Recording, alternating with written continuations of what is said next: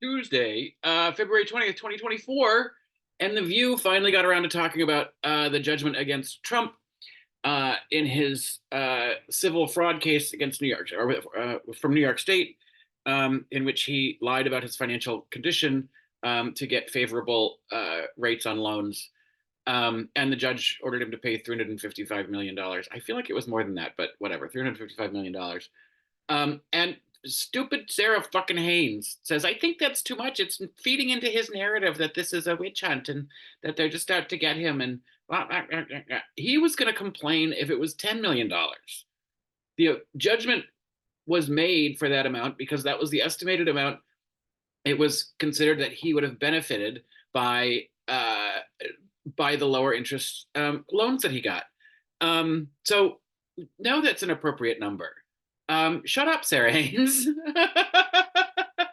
Like, we should be nicer to him because, like, he should be fined what advantage he was given, and then some plus interest.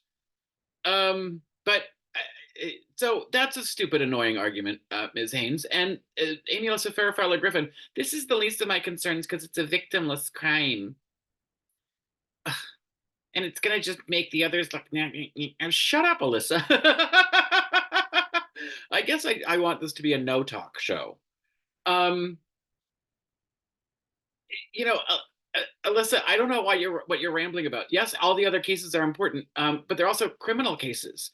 Um, and the more that he is shown to be a liar and a fraud, the better. Um, and where are those cases? They're not happening yet. Um, so the more he is in the news as convicted of a crime, the better. Um, yeah, I don't know that I care to engage with Amy Alyssa Farrah Griffin anymore. Um, she's really getting on my nerves, and so is Sarah. But then they moved on to this case anyway. So Trump owes a lot of money, and we're nowhere near done yet. So I think, to Sonny's point on that whole thing, we do finally get to see a little glimpse of how much money do you have, because he's got to put this shit in escrow. Um, Even if he's appealing, like he's got to show that he has the cash.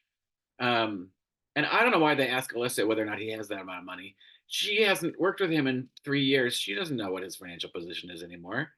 How much he's stolen from his, you know, campaign donations and gold fucking shoes.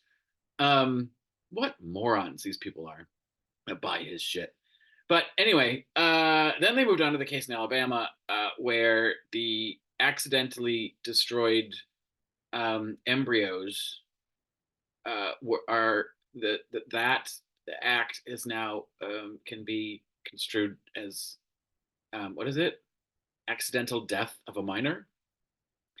And the ladies, when Sunny went on her whole Catholic thing, and then Sarah disagreed, and they go into this whole thing. It's like, it does no, no, no. The only point that was made was Sarah was talking about someone, Amy Coney Barrett being consistent in her approach, right? And all this is the only thing, because if you're saying that abortion isn't murder, then this isn't murder. That's where you have to be consistent, and all this ruling does, and this Alabama situation, all that's doing is saying they're teeing it up to make sure to make a precedent to then make abortion murder. If you actually get an abortion, whether they get it in Alabama or out of Alabama, you've committed murder. Um, so that's all this is, and so this whole argument about where does life begin isn't the point. The point is that this is just you know, I hate the expression slippery slope, but this is just a sort of a harbinger for how we're going to then move into the whole abortion is murder um, legal realm. So the rest of the argument is just moot, ladies. Stop it. You're feeding into their whole argument.